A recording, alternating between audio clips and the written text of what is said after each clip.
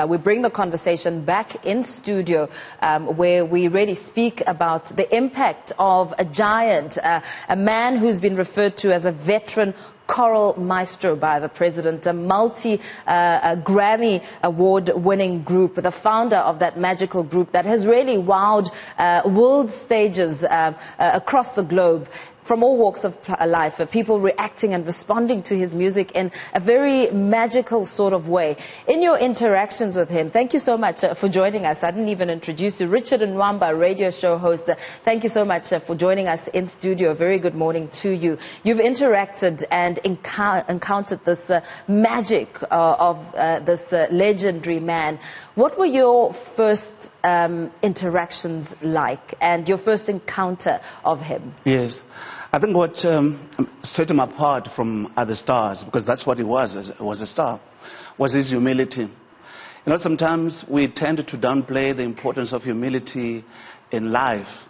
And the fact that he was able to bring together such a wonderful, successful group as Ladysmith Black Mambazo is because of his humility.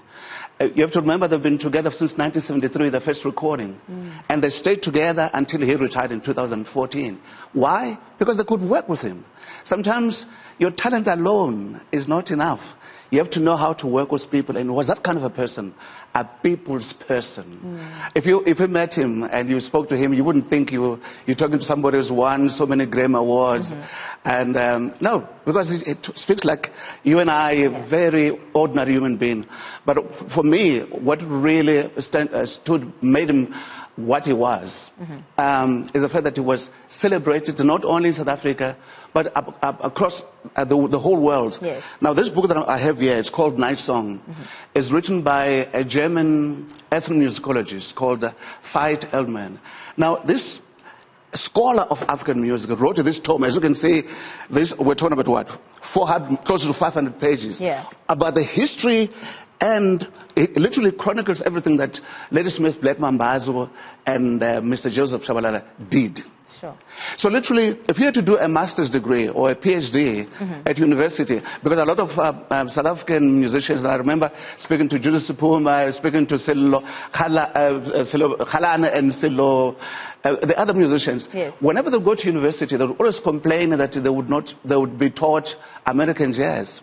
And the reason is because there's very little of South African to be taught, to be put in the curriculum. But in the case of Mr. Joseph Shabalala, if you were to do a master's or a PhD, you could actually study everything that's here. He chronicles the life of how Iskatamia came into being. Did you know, Mpo, that King Shaka could sing and that he was a composer? I also didn't know until I read the introduction here that from 1795 when he was born, King Shaka, and before he died in 1828, he had been composing songs, Amahubo MP, war songs. Because, you know, between being a warrior and doing all those things, the warriors needed to have the courage to go and fight against whoever they were fighting against. So for them to be able to do that, they needed to use music. So from then, back then, and then it went on to people moving into the mines and people like him going to work in Johannesburg and so on and so on and so on. So literally what it does, it chronicles the importance of Iskatamia in the life of black South Africans. And as I said, now it is no longer just a question of black culture. Yeah. It's world culture because it's been celebrated around the whole world. You know, looking at Iskatamia and the impact that it had on different time frames. I mean, you speak about Ushaka. Just looking at the apartheid era, at the height of apartheid, you were on air as a radio host and playing this music, you know, in terms of ensuring that it's heard and having it on the airwaves. What were the challenges around there? Well, in the first place, I'd love to talk about what the role that the music played in South Africa. Yes. Not just in South Africa, the whole continent. The reason why we as Africans have kept our sanity is because of music. Because without music, you have to remember, we are poor. We don't go to psychiatrists when we're sick. Look, to us, music is therapy. Yes. So people like Mr. Joseph Shabalala were instrumental in keeping our sanity even during apartheid. Whenever we sing about, most of the songs would not be political, but with songs about, nostalgia, about back home, yes. what you're missing about your wife that you left behind when you came to Johannesburg and stuff like that. But those are the things that kept us sane. It enables you and I to cope and be able to say, my Lord is bad, but hey, I can sing. So it was more of healing. So coming back to him composing these songs, sometimes we talk about our youngsters trying to ape Americans. And I'm using that word ape deliberately. Yes. Because that's exactly what you do. If you imitate other people, you're aping them. He would tell you that stick to your culture, do something that is original, and then you'll succeed. Because when you try to mimic Americans, they laugh at you. They would say, where you come from, don't you have culture? Don't you have music? And Americans come to South Africa really to experience the culture here, not to see a reenactment of who they are back home. That's exactly what it is. So not only, the reason why I'm mentioning this, because even when he was singing a song like Homeless, he would try to sing not like an American. He would sing it like a Zulu man. Yes. Even the accent itself, hello my baby, but you could tell this is a Zulu man. Yeah. He didn't try to Anglicize English. He Zulu-sized English. Yes, absolutely. That's how original, that's how authentic it was, and that's why he was so successful. Speaking about his authenticity and the sort of musical genius he was, I remember watching a video where he was speaking about how he composes his music.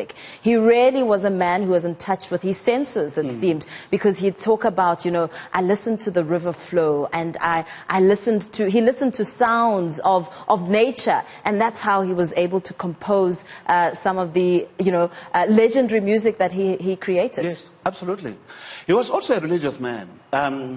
He never ignored the fact that he, as he said in this book, that he was given the gift by God. So that he would always compose songs, secular songs, but also every now and then he would know that he had a role to play in conscientizing people. There's one song that I play on a regular basis called Kangivumanga, which means I refused. I refuse to hate somebody just because they don't look like me. They belong to a different ethnic group.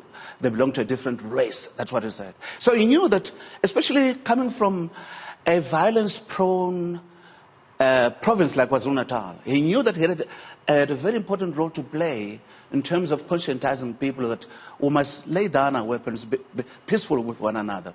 So literally he reflected what was going on the ground, but he also talked about things that are ordinary things, mundane things like love. Yes. Which love, sometimes we can compose a song about politics. It becomes passé as time goes on. It becomes anachronistic, if I must use that word. But if you compose a love song, it stays forever. It's not as ephemeral as a political song. And he knew about that, which is why I always say that musicians, unlike soccer players, they've got a certain measure of immortality. Because even when they're dead, we continue to celebrate their music, to play their music, as we are going to continue to do with Mr. Joseph Shabalala. This was a genius. Yeah. And mind you, sometimes we go to universities to have our skills honed, polished. No, he didn't even need to go to university to have his skills polished. He was the best with the raw talent that he had. The best way to describe it is that he was just like Mozart, all those classical composers in the West. This was a genius. That's exactly what he was. Absolutely. A pure genius whose music is now being studied around the world. Like I said, you can do a very good dissertation on the life and music of Mr. Joseph Shabalala. And what are some of the powerful messages, lastly before we let you go, that you think he leaves behind, especially looking at the genre that he really did and took to great heights with? Well, his collaboration with Paul Simon, for instance, which produced Homeless, and I was listening to just about every radio station playing Homeless. Yeah. Now, here's the thing. During apartheid, if you were to compose a song such as Homeless, it would be banned by the SABC.